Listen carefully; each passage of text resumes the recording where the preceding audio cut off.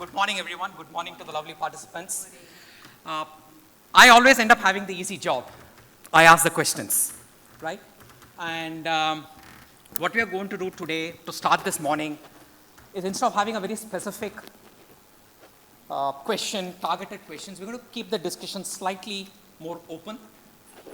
We're going to ask you to reflect on one or two insights that you have faced as part of your professional journey, as part of building your D2C businesses. It could be feedback from the consumer that we just had. It can be a nuance that you heard from the channel partners. It can be a challenge that you faced in your supply chain. And what we want you to do is to just talk about the insight and how it shaped the business that you seem to operate today, right? The idea is to kind of leave behind some insights, some learnings, which I'm sure a lot of people in the audience will be very keen to hear, all right? So we'll start. We have about a minute and a half for each one of you, and then we'll have maybe some follow-up questions. I'm going to call people in an alphabetical order. So we'll start with Akshay Mahendru, who's a co-founder of the Pet Point, right? Pet industry obviously is growing. More Indians are having pets, and having a pet now, sometimes I feel guilty that is it more to post on social media, or is it really truly because you want a pet at home? So over to you for some insight, experiment, experience. Okay. So hi, I'm Akshay Mahendru. I'm the co-founder of the Pet Point. We are primarily or primitively, you can say, like an old-fashioned retail chain of stores based out of Delhi. In the last 3-4 years, we have seen a surge of pet adoption, pet industry being, doing 2x, 3x in the last 3-4 years. And I thought it was a good time to introduce a brand where, which could help out pet parents in terms of, getting the right products for their pets. We wanted to have a product range, a pet care range as a consumable brand, which is very affordable and accessible to a pet parent, because over the period of time we have seen a lot of pet brands have come in and they are making this industry very premiumized for any common pet parent to kind of get into getting the thought of adopting a pet becomes difficult when you think that raising a pet is getting expensive.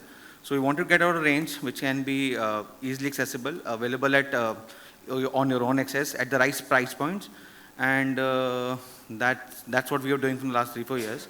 Yes, the industry has grown many folds in the last 3-4 years, and it is supposed to grow by till 2028. It again has to double the size of its present size right now. For us, the biggest challenge has been, that there's a lot of distinction between, I was discussing in the speakers lounge, that there's a lot of distinction between, for us, our consumer and our buyer are two different people.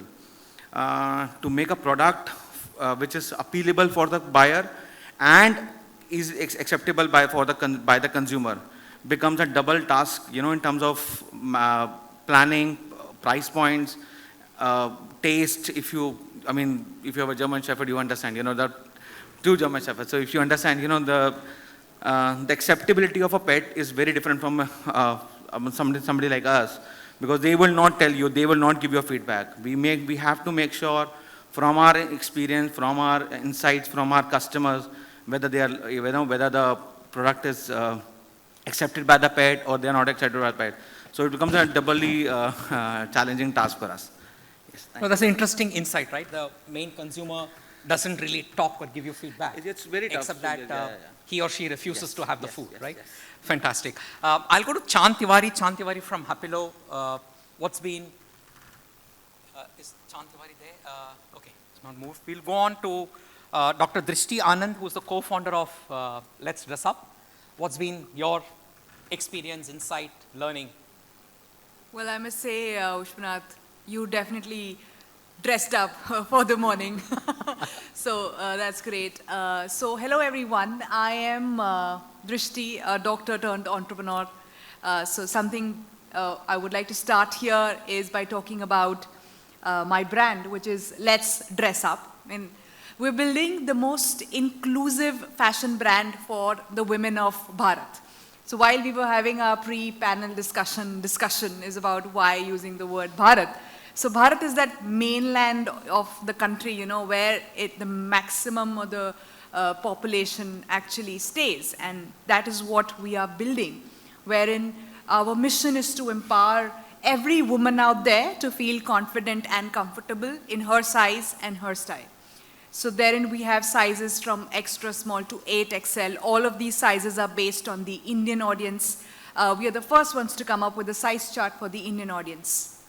So that is a bit about my brand, and altogether we are working with a very, very lean inventory model and a zero dead inventory model, wherein we are also sustainable because we do not burn anything or dump anything, right? As far as building a brand is concerned, I've been in it, you know, almost 3.5 years now. I'd like to share a couple of points which I have learned through my journey, coming from an absolutely non-fashion background, rather the complete opposite, from a medicine background. I chose to, you know, get into my entrepreneurial journey when I experienced the pain point myself. Being a doctor, yes, working in the busiest hospitals, but then always being someone who believed in the power of dressing up, and, you know, the confidence dressing up brings to all of us, and we dress up in the morning, be it our offices or be it our conferences like these. So I experienced the pain point of, you know, not getting my fit, my style, and hence took on to this entrepreneurial journey to solve this problem for the women out there. And throughout these years, I've sort of learned certain things which I'd be very happy to share with you all. Is number one is being customer first. For anyone who's building a D2C brand out there, you need to be very, very, very close to your customer. Obviously, I mean, Akshay can't be as close to all our cute buddies out there, but at least with his parents, with their parents probably. So the fundamentals of building a brand start from the consumer, knowing your consumer, knowing who they are, knowing where they are is absolutely, you know, mandatory, I would say, to build any brand, be it a fashion brand, be it any consumer brand. You have to be very, very close to the customer. As a part of the practice, I have talked to around 3,000 women before building this size chart to understand their pain points, and I continue to make it a practice to call at least 1 or 2 consumers daily out of those lists to understand where I am, what they are expecting, and what they are unhappy and happy with. So that is the number one principle which we all should follow. Secondly, do not be afraid to take that leap of faith.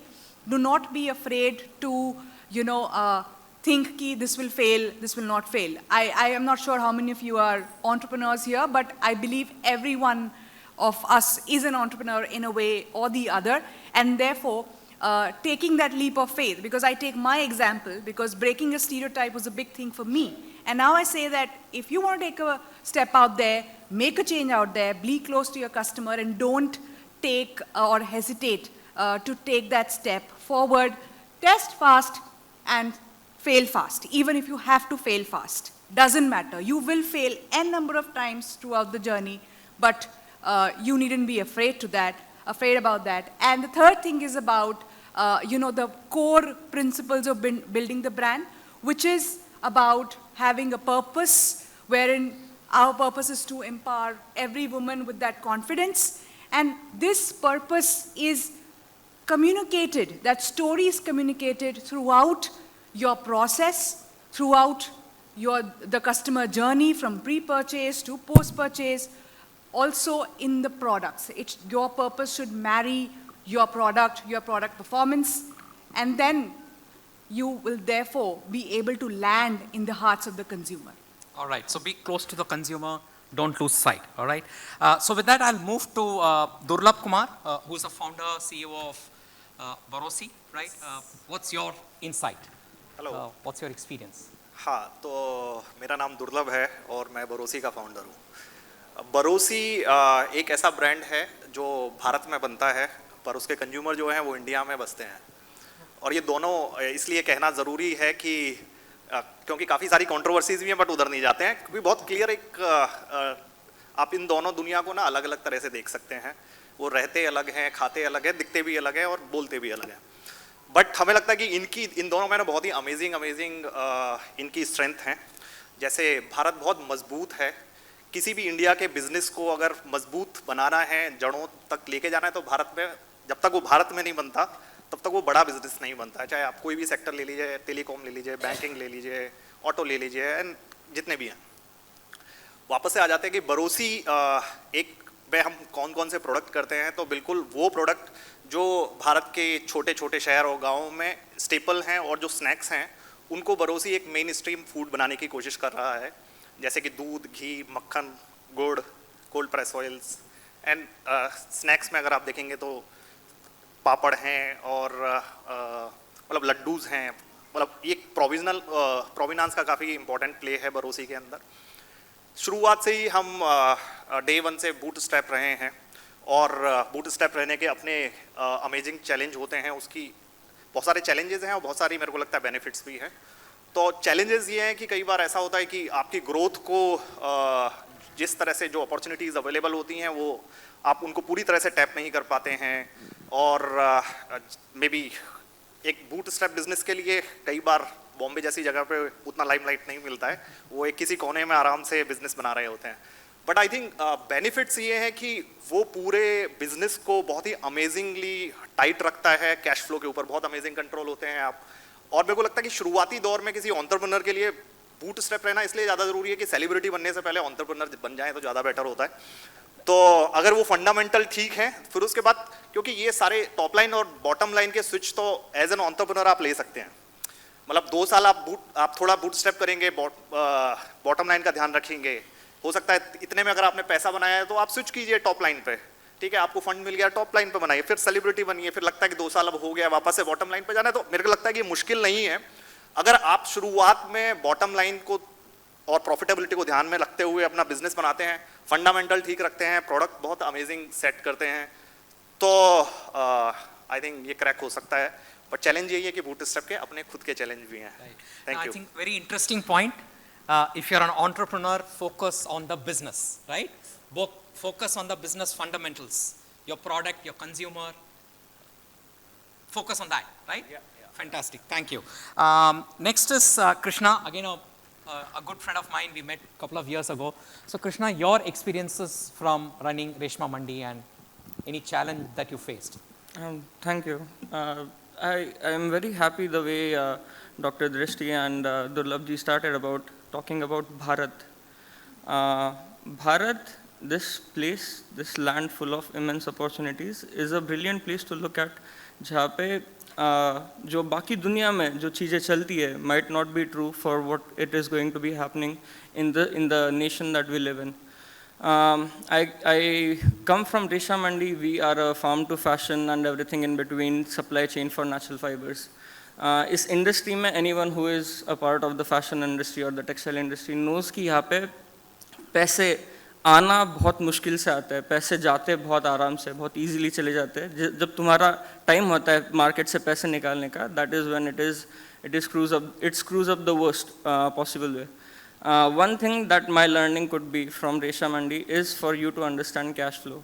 Cash flow, अगर आप खुद का तो cash flow maintain करना ही है, लेकिन जो आपके सप्लायर्स है और जो आपके बायर्स है, if you become that person और दैट पर्टिकुलर एंटिटी जिसमें उनका भरोसा है कि यहाँ पे मेरा पैसा नहीं रुकेगा या यहाँ पे से मेरा पैसा टाइम पे आएगा, you will by default become that person जिसके साथ में any person would want to continue dealing and they would also want to increase the kind of dealings that they are doing with.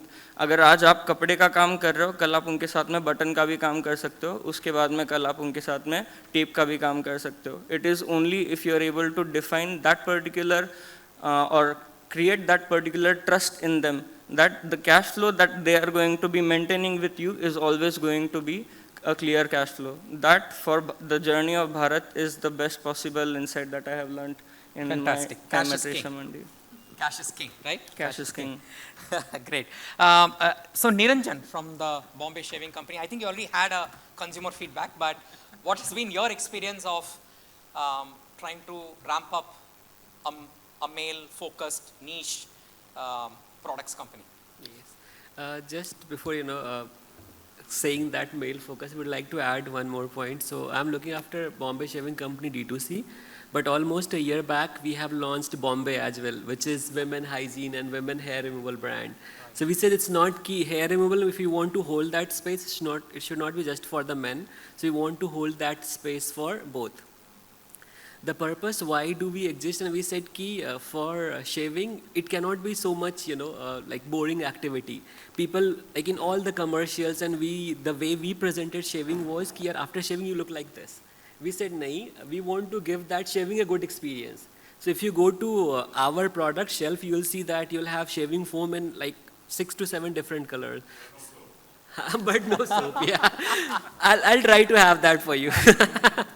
So yes, and similarly for women hair removal also, like we onboarded Alaya and then we launched a very good video with them, talking more about the experience, not just key after hair removal, how do you look. So that's how we do. On this scaling part, we see that in the beginning, as a D2C brand, we are focused that, we want to acquire the customers. We spend so much.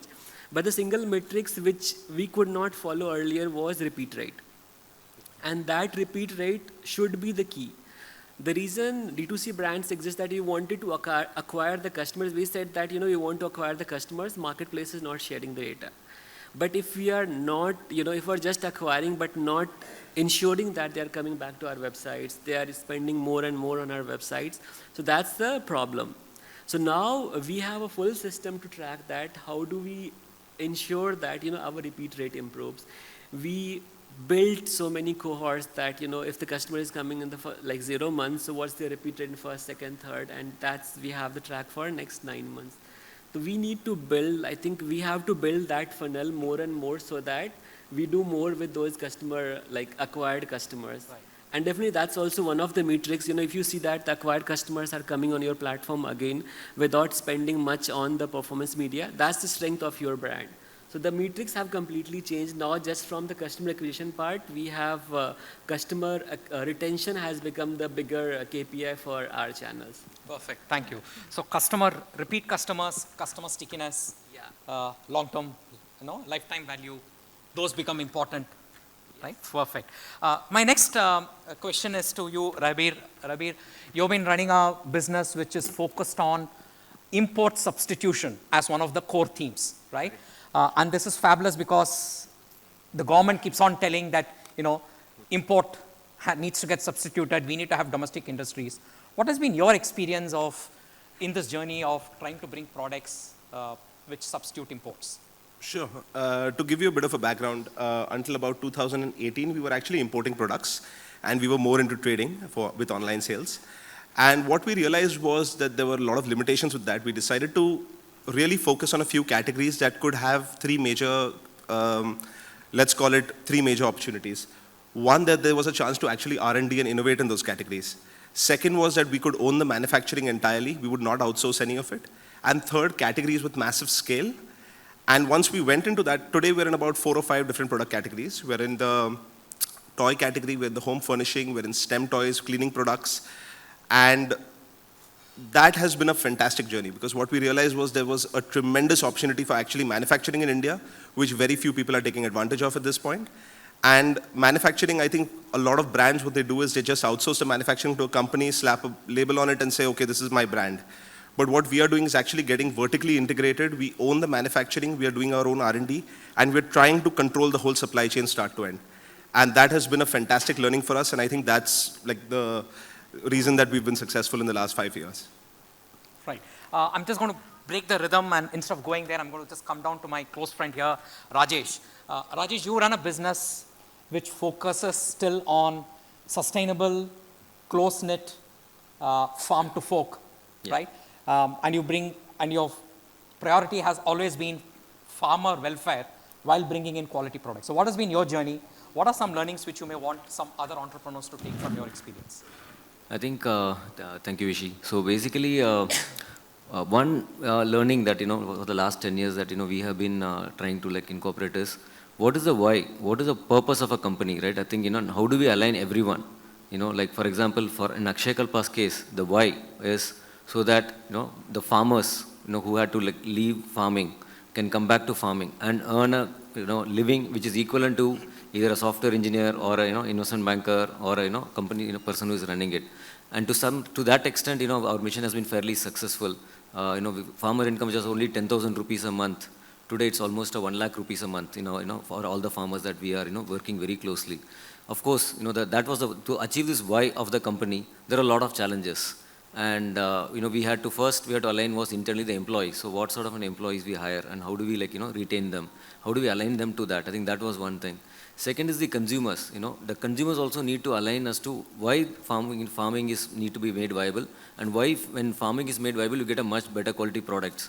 So for that, we engaged in a massive farm visit program and consumer education program. So almost 10,000 people have visited our farms, near Bangalore and near Chennai. Of course, Mumbai also will eventually be doing it. So I think aligning to that why, the consumers to the why of the company was very, very critical. And third is also, how do you, align your shareholders, because ultimately, we are not bootstrapped, we do have investors. So it was very easy to sort of, get sort of carried away and, get any investor who is giving the highest valuation. But I think, as founders and as, aspiring founders, also, align the investors to the purpose of why. When we went with our fundraising, we focused a lot more on investors who have a 10-year horizon, because anything you do on a brand on the farming side will take a lot of time. You can't build brands or a farming ecosystem overnight. You can't generate organic products overnight. So we had to take investors who had 10-year plus sort of a, or more like almost an infinite time frame. So I think aligning each of the ecosystem to the why of the company, I think it's very critical. There are a lot of things as you grow, especially there will be a lot of pulls and pushes. So if you sort of deviate from the original, or what is the core purpose of the company, then it becomes very difficult to, achieve scale, profitability, and, eventual sustainability. Oh, it's a very interesting point, because everyone talks about aligning your employees, aligning departments and functions. But one thing which is found interesting in what you said is aligning investors, and therefore go to the kind of investors who understand the why of your business. Any of the other founders here who feel that that has been one of the big challenges they had to face, like I will rather forgo an investment opportunity because I don't seem the investor sees my business the way I see in the ethos or whatever? At Bombay Shaving Company, we have seen that like we are very much particular. I think you just pull it closer to you. Yes, sorry. So at Bombay Shaving Company, we have seen that we are very much particular about the type of investors we'll be having. So they should not be just here to, make money or have the double the valuation. So if you look at our investors, they are mostly Colgate-Palmolive, because they have a very good reach in general trade where we see that business growth will come. Second, we have investors like Reckitt Beckinger. So we focused more on the strategic investors rather than just VC funds, to look for the growth. Fantastic. Okay. Now I'll go to Vidhi Khandelwal, who is the founder of the Ink Bucket. What's been your insight which you would like to share in your journey? Yeah. Hi everyone. I'm Vidhi, founder of the Ink Bucket. When I started the Ink Bucket, I was a freelancer, and in fact, whatever money I was making freelancing, I would put that into the brand to create products. Planners and calendars is something that we started the brand with. Planners and calendars is something that we hit it off with, and planners and calendars still continues to be one of our big ticket products. Now, along the way, of course, there have been many insights, and I don't think 2 minutes is going to be enough to cover them all. But the one thing that I want to talk about today is something that a lot of other entrepreneurs also talk about, making it feel personal. And when I started the Ink Bucket a lot of years back, it was personal because I was the only person at the Ink Bucket who was doing everything. But today we have a team, we have a small team that helps me out with operations and some of the other things, but it continues to remain really personal. 2 years back, my husband, Nikhil, who's here today, he joined me in the company and we work together. Everything that we do it in-house, from designing our products to creating content for our website, social media, our communication, everything stays with us.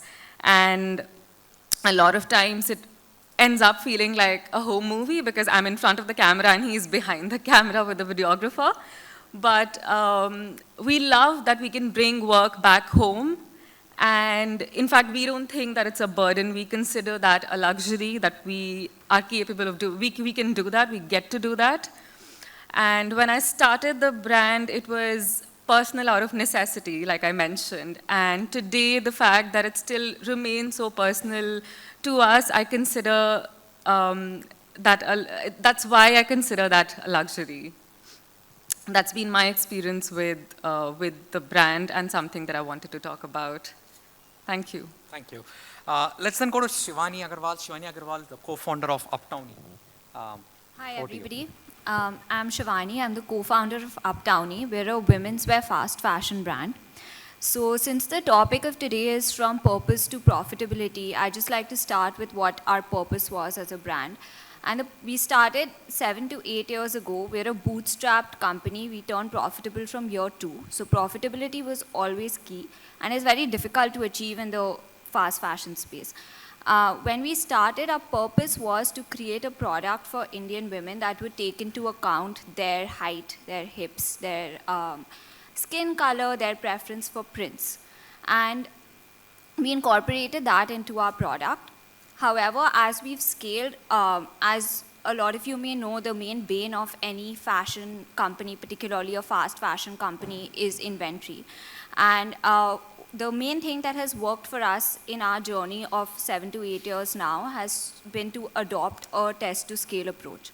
So we do small batch production for most of our styles. We have now, over the years, cultivated enough in-house design capability that more products are a hit than a miss. So that is one part of it. The other part of it is that over the years, we have developed a very dedicated chain of suppliers and vendors across the country so that we are able to be agile. If we see that something is taking off on our website, we are able to stock that in enough volume quickly. If we are also able to experiment with styles and see if something doesn't go well, we are not stuck with too much inventory in that. So I think that for us, the main learning over the last 7 years and the main asset that we have built in-house is the ability to scale quickly and to test products quickly. So now the supply chain includes both fabric suppliers and vendors that we have cultivated in the state that we are located in, which is West Bengal, and also across the country to help us do that quickly. And then that translates into marketing efforts also to make sure that what we want to sell on the website is actually selling, but that the customer also has enough scrolls to go through on their phone when they are browsing so that it's still a fun experience for them. So we have been profitable since year 2 of our inception. We continue to be profitable. We don't think that burning money quickly to acquire customers is the way to go. We think that's a train that you'll never be able to get off, which is why we have focused since our inception on actually building the in-house capability to launch styles quickly and to scale styles quickly. So that has been our main learning, I guess, that the fact that a strong supply and manufacturing base is probably the most sustainable and essential component as a fashion brand. Perfect. Thank you. And then we go to Vikram. Vikram, who is the founder, CEO of Ajwain Watches. What can the audience listen literally from your gray hair, with the pun intended? Very good morning to all of you. My name is Vikram Narula. You may want to just pull the mic a little closer. I have a quirky watch brand called Ajwain. Ajwain stands for Analog Jeweled Watches and Instruments Network. Incidentally, it is not by design. It was by default we had to give it a name because of certain limitations of time. Okay. As far as neither did I start off with a purpose, neither was profitability a big concern for me. I just was following my heart. This is purely out of passion. We started off 6 years back. The first watches, in fact, when I got into watchmaking, I had no clue what goes into a watch. What is there, the technicality is nothing. the normal, this is, if you have a watch, you need to have a dial. So when I got into it, I asked vendors, the big boys of the industry, will you make some dials for me? And they said, yes, how many? I said 25. And they just started laughing at me. The first reaction was, one, people are getting out of this industry because it's no longer profitable. People don't wear watches. And you are getting into industry at this stage and you're talking old school watches. So incidentally, the watches that we make are not your normal quartz watches or smart watches. They are old school mechanical hand wind automatic watches. So they said, I'm sorry, we can't help you. I said, the conviction was there, I wanted to make a watch. So when you look at watches, you're talking precision in whatever you're doing. So I said, where would I get people who would do what I want with the precision desired? So what came to my mind is the jewelry industry. So I knew some people in the jewelry industry. So the first edition of watches that we made, it was called 3. 3 stand for the tricolor. It basically was an amalgamation of our Indian identity, so the national flag and the emblem, the Sarnath pillar. Okay, so we put that together and made the first watch called 3. So the initial dials that we made were actually made by hand, and we rolled that out of ingots of silver. A lot of effort went into making it, and it was a success. We made only 25, by the way. Even after 6 years, now people ask us, do you have those? I said, no longer, because it was actually painful making those. As far as, I'll be a bit, I'll break my thoughts, because I'm not used to talking in public, very honestly. As far as profitability is concerned, we are totally bootstrapped. When we started off, it was totally on a shoestring budget. But the current state is that we have a waiting period of around 4 months, where people have paid us 4 months back and they're waiting patiently for us to deliver their watches. So that's the kind of love that we have and the kind of goodwill that we have in the market. The story of most important thing, if we talk watches, what is it that we do differently? So primarily, if nobody wears a watch for looking at the time. For men, it's primarily a conversation starter. So that's what we do. If you look at the names of the watches that we've given, one of the recent releases is a watch called the Kakori 8 Down. Okay? I don't know how many of you would remember that particular train heist which happened in 1925. So we took inspiration from that. So we wanted to connect the India's independence struggle and the Indian Railways. So we came out with a watch called the Kakori 8 Down, which is a railway regulator watch with an enamel dial. Very well accepted. Still a waiting period on that. So now we are in a stage where vendors who earlier weren't even willing to talk to us are saying, fine, we'll do what you want. Even though we do not have the numbers that they normally desire, because the Indian watchmaking industry is geared up for volumes. They talk volumes of thousands and lakhs.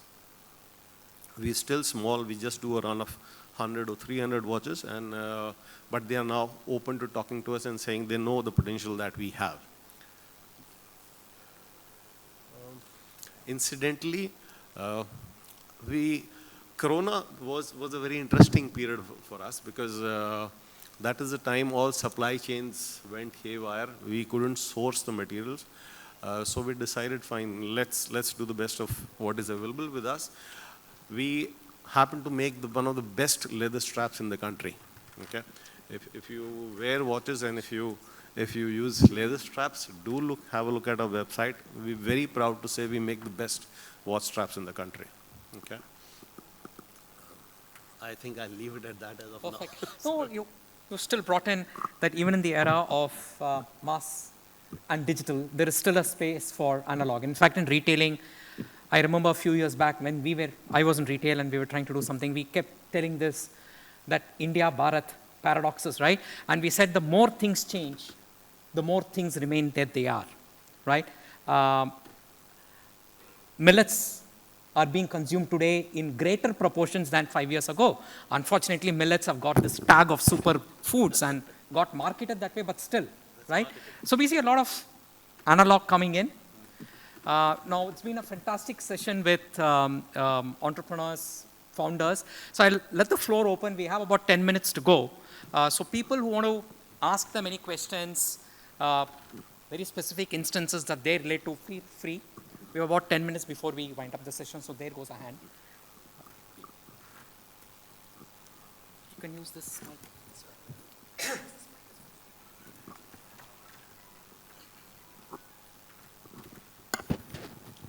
Hello, everybody, and a very good morning. And this specific question is for Shivani. Shivani, I'm Madhumita, and I'm building a slow fashion brand. So you said that you took 2 years to become profitable. And in the fashion industry, we all know sizing and inventory is so crucial, that whole ball game of what will work, what will not. So in the first 2 years, what is it that you did to figure out, how much to build? Because you are still trying out, right, with every drop of, collection. So how did you figure that out? So we are a digital native brand. We sell on our website and we are present on every major marketplace in India. In the first couple of years, our business was more focused on the marketplaces than our own website. Fortunately, in the last 2 to 3 years, we have managed to shift a lot of traffic onto our website. But in the first couple of years, since our business was focused on the marketplaces, that also meant that we were able to leverage a lot of the data that marketplaces have that we may not be able to get ourselves from the customer. So for example, the marketplaces get a lot of insights into what trends are working, especially micro trends. Like they would give us inputs as specifics as ruffles are really working on dresses right now. So a lot of the information that we got from our experience on the marketplace actually helped us to perfect the product and to make sure that more products were hits rather than misses. And as always, it is still a work in progress. It's still a struggle to make sure that you don't have designs that just don't work. And that will always happen. I would say about 50 to 60% of styles will not work, and a couple of styles will become your best sellers and really make your brand. So that is going to happen. I think the balance is just also just hit in manufacturing and trying to understand how little production or how much production to do in a certain style so that you're safe either way. So I don't think there's a perfect formula to it. A lot of it is very data driven for us at this point. So we've developed capabilities in that, and I think our experience on the marketplaces has ultimately really helped us to get an edge there.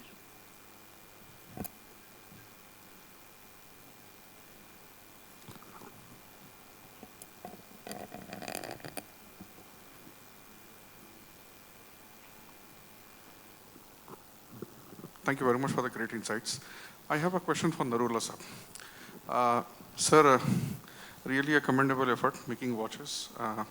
Sir, I'm really curious to understand from you. As you said, you were entering into industry where everybody was leaving in the industry. And you be a bit louder. I'm sorry, sir. So, is it better now? Yeah. Yeah. So, as you said that you were entering the industry where everybody was leaving, and of course, there are some very big names like Titan, etc., who are already present. But most of the founders that we have been listening for last 2 days, everybody says they started with identifying a problem, some unmet need, something unique. So how do you figure out, or okay, let's do this, let's focus on this. I'm sure there will be at least some people willing to buy, and then let's go and find out some more and more people too who will buy for it. So, finding out that, okay, this will work, this will not work, and then obviously the cash flow has to keep the business alive. So you have to keep on finding new ideas, new customers. So how did you manage all that? Okay. Nice question. So I got into this entire watch field in 2016 when the news came in that HMT was being shut down by the government of India. Like a fool, I rushed to Bangalore. I thought, let me get a huge collection of these watches. I bought around 70 watches in that particular trip in 2016. Fast forward 2017, started understanding the nuances of how the watch collector market works. Incidentally, till date, we primarily operated in the space which is the watch collectors who know all about watches. They know the in and out of a particular watch. Not the common man who just sees a brand, he sees an Emporia Armani or something else and he says, wow, what a watch. So we started off in that space with the understanding that if I can satisfy these customers, then the common man is definitely much more easier to satisfy. So one, it was out of passion. Second, yes, there was a space, a void which I could see. There was a watch called the HMT Skeleton, which when the company was working, nobody bought. So that was lying on their shelves for 6 years, 7 years. Suddenly, when the company shut down, everybody was buying it. A watch which cost around 11,000 rupees was being sold at a premium of 40,000 bucks. So we did see that opportunity. We utilized the same movement that HMT was using. We were able to manage supplies from Japan. We made a watch which was very similar, but definitely the theme was totally ours, and that's how we actually got into it, and the response was phenomenal. Most important, what you need to, it doesn't matter if you're bootstrapped. You have to have conviction in whatever you're doing. And on top of that, you need to enjoy what you're doing. So people ask me, even if I get a call on Sunday, I take calls, I respond to people. To me, it doesn't make a difference whether it's a Monday or a Sunday because I'm enjoying what I'm doing. I'm not working. For me, it's passion, it's a hobby. I'd also like to add here, am I audible? I'll just like to add here what Vikram is saying. It's very important when you say that what do you want to make and who do you want to sell. So like he's very, very sure about his own target audience is about watch collectors. So we really need to be very aware of our consumer, of what is that bucket into which they fall. So once you're aware of what your target audience is, and then depending on what their needs are, you start creating products, making new innovations and changing. So that is how you start, and that starts again from the insight where you have to be very close to your consumer. And then you decide whether you want to expand that audience, you don't want to expand that audience, get new. But I think the fundamentals of growth is like you first grow vertically deep into one category, solve for it, and then move on to the other. So let's say Vikram is currently solving for watch collectors and he absolutely delights them, and then, starts moving on to something else. So but don't spread yourselves too thin as to solve for everything, because then you will really not grow at the pace where you can grow with a lot of focus by knowing who your customer is exactly. And it's very important to actually think out of the box. So when we're making this watch, now packaging is very important. We were on a shoestring budget, so we didn't have enough money to go and order new boxes. Somehow I'd managed to buy some watches which came in nice boxes, okay? So we removed the watches out, we removed the packing, and then said, fine, we'll reuse these. So now since we were doing a mechanical watch, you need cushioning. So the normal what people would do, even Titan or all big companies do, is they put in a nice cushion. The cushion could cost you anywhere from 30 rupees, or you want to make a very expensive premium one, it might cost you 150 rupees. But I said, no, that's what everybody does. We don't want to do that. So the idea was to do a wow when a customer gets a watch. So we thought a bit out of the box. We went to Khadi Bhandar and we bought the Indian tricolor. So you have a 4-inch by 6-inch Khadi Indian tricolor. We rolled it. The watch was respectfully put around the tricolor, and that went into the box. So when the customer opened his box, he said, I'm not just getting a watch, I'm getting the tricolor along with it. So the kind of reactions we got was amazing. You can just think. हम एक सलाह, क्योंकि काफ़ी सारे entrepreneur बैठे होंगे, एक सलाह हमें भी लगता है कि काफ़ी रेलिवेंट है. वो है कि देखिए, अगर कंज्यूमर ब्रांड बना रहे हैं तो तीन हिस्से बड़े इंपॉर्टेंट हैं: प्रोडक्ट, ब्रांड और चैनल, राइट? एंड अभी अगर जैसे D2C एक बहुत ही एक ऐसा टर्मिनोलॉजी है जो आजकल बहुत यूज़ भी होता है, एंड पहले के मुकाबले अब ब्रांड बनाना थोड़ा आसान भी हुआ है क्योंकि बहुत सारे प्लगइन हैं, लॉजिस्टिक्स का प्लगइन है, देन शॉपिफाई अपनी जगह पर है, तो आसान तो हुआ है। बट हमें एंटरप्रेन्योर को ये सलाह देनी है कि देखिए ये आसानी में ना आसानी मत ढूंढिएगा, किसी ना किसी एक चीज़ के ऊपर, चाहे वो प्रोडक्ट हो, चाहे प्रोडक्ट में इनोवेशन हो, मैन्युफैक्चरिंग हो, उसमें डीप जाइए। ब्रांड अगर आप बना रहे हैं तो ब्रांड की कम्युनिकेशन, आपका जो वाई, अभी मेरे मित्र ने बोला था कि वाई बहुत इंपॉर्टेंट होता है, तो अगर आपको ब्रांड अमेजिंग बनाना है तो उस वाई को समझिए कि उस वाई के अराउंड जो कम्युनिकेशन आप खड़ी करेंगे जिसको एक कंज्यूमर पसंद करेगा, राइट। एंड चैनल तो हमें लगता है कि बहुत लंबी जर्नी है, जितना ज़्यादा आप डिस्ट्रीब्यूशन में ऑनलाइन ऑफलाइन करते जाएंगे वो आपकी पोजीशन को और स्ट्रॉन्ग करता जाएगा। तो किसी भी, अगर आप कोई भी एक चीज़ को चूज कर लेते हैं and go deep in that, I think वो एक काफ़ी बड़ा सक्सेस मंत्रा है। अगर सतह पे और सरफेस पे करेंगे तो बहुत लोग हैं करने वाले, बड़ा मुश्किल काम होगा। तो मेरी सलाह है कि डीप जाइए, मेहनत करिए, चाहे वो प्रोडक्ट में कीजिए, चाहे ब्रांड में कीजिए, चाहे चैनल में कीजिए। We'll have maybe last 1 or 2 questions. Yes.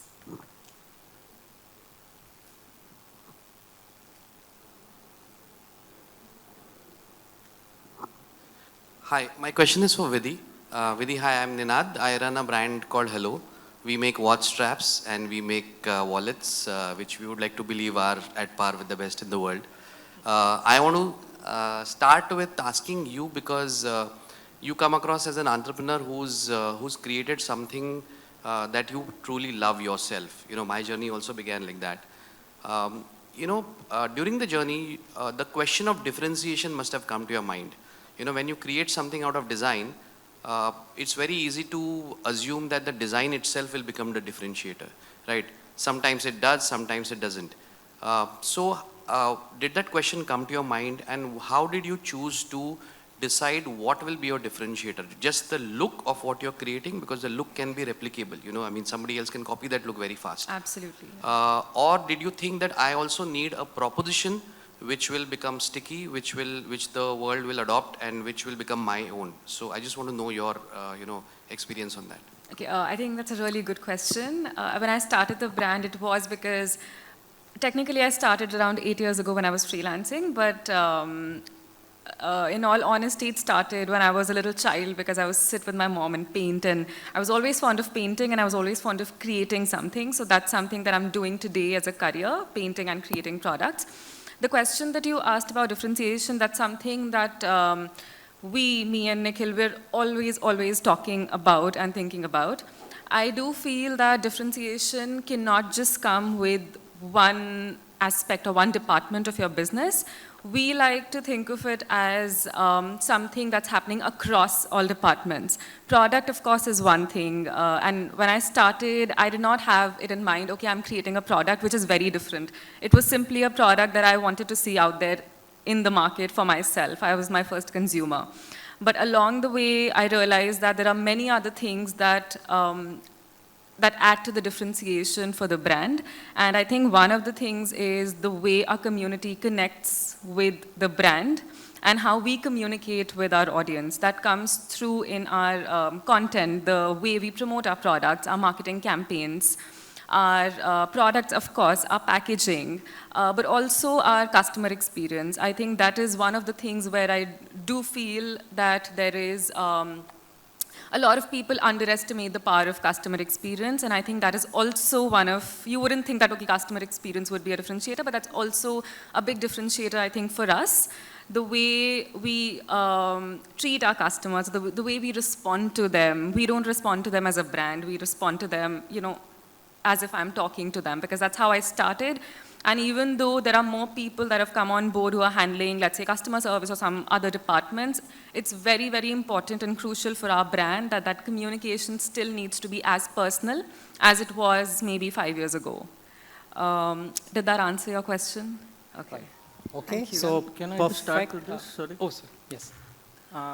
मैं इसमें एक चीज़ जो विक्रम ने बोली थी जो मुझे बहुत पसंद आई थी, जब वो वॉच दे रहे थे उसके साथ में उन्होंने जो पैकेजिंग दिया था which was of a tri color. Originally the question was if what happens when your designs are subjective, because it's something that मेरे को लग रहा है ये बहुत अच्छा बना है, सामने वाले को शायद नहीं लग सकता, लेकिन when you are packaging it, in a way that he did where there was a tricolor, it was not that the design was being given out. It was an emotion that was being given out, that emotion of patriotism. वो बंदे ने जब वो खोला उसको कोई expectation नहीं था वो क्या खोलने वाला है, and that जो आप बेच रहे हो उसको एक तो है कि what is it that you are selling, but how is it that you are delivering that, and I think that makes a very huge difference in how a person perceives what is it that you are trying to sell. It was just an addition to what she is rightfully said, so just my views. Absolutely. All right, any other questions before we wind up? There's one more. Okay. Hi, my question is to Vikram actually. I really loved your idea, and I might use it some in our next stint. My name is Saptarshi. I run a startup called Zendas. We are supporting Indian SMEs in building global trade. It's a global trade and supply chain platform. So now, currently in the last 3 months, we are working with around 100 SMEs. We are taking this to around 5,000 SMEs in the next 6 months. We are seeing that there is now in the last 3 months, there is a lot of transactions. We are handling their supply chain, returns, compliance, and it's a transactional conversation currently in the last 3 months, because as you start, you hit the market, you see the things are moving ahead, and then now we are trying to engage them in the more of a no. So now we are trying to take it into more on the engagement side, how we can put them into a mission of Make in India, taking it to the exports. It's a commercial, not a question. So how do we, what are the key things, what are the key, as one of the packaging is one of the very, very important, gifting is one of the important factor. What are the key tactics, what are the key strategies we should be running now in the next 6 months, which can engage this SME community and help them engage with us as more of a community program? How do we do it? What are the key things which we should be working on? I'm honestly lost on the question because there was too much of jargon coming up with that. Short and simple question there. No, so how do we from transactional to an engagement program? How do we transform? Okay. One, we've never believed in being transactional. We actually engage with each and every customer. Whether it's bouquets or brickbats, we take it up front. So, गलती होती है सामने से मान लेते हैं, apologize करते हैं, and we see how we can make better out of it. So we have had customers who've been very irate, who've sent us some very shitty mails, and then we responded and the man says, I'm sorry. Okay. So the transaction thing doesn't work if you're trying to build a brand, because that'll be very short term, unless you're doing something where you do not want to have a repeat customer. एक बार खरीद लिया, गायब, फिर फर्क नहीं पड़ता, then you can do transactional. Incidentally, the latest collection that we launched is a watch called Khaki. I'll just take 10 seconds. We sourced the Indian Army ammo boxes for that watch. So the box itself weighs around 2 kgs. So people are amazed कि मतलब ये कर क्या रहे हैं. So the watch goes in that box which weighs. So total package is 2.5 kgs for a watch. And we have a wait list incidentally again, because we didn't anticipate the kind of response that we would get for this watch. And Ninad does make excellent straps, undoubtedly. Okay. So with that happy note, I think it's time to kind of thank all the speakers here. Thank all the audience. Your questions have been fantastic. Now, just in case somebody dozed off in the middle, walked in late, the top 4 highlights from this session, right? Number 1, understand your consumer, solve for them, right? Don't get disturbed by the noise. The others are all noise. Who is the consumer? What are you solving for them? Extremely critical when you scale up your D2C business, right? Second, extremely important to align your stakeholders. And we had 2 entrepreneurs who very clearly emphasized that stakeholders also means investors. Right? If the investors don't believe in what you're doing, there will be a problem. So align them very well upfront, right? Third one is, when you're starting a business, I'm sure you're also learning how this trade works. Get a handle of the critical variables fast and ensure that you control them appropriately, right? People talked about low inventory, people talked about managing the value chain, manage it well, understand the critical parameters. And lastly, all the textbooks, all design thinking, everyone keeps saying, right? prototype, fail fast, learn fast. I guess, ladies and gentlemen, thanks a lot. You've been fantastic. Full house, 10 in the morning.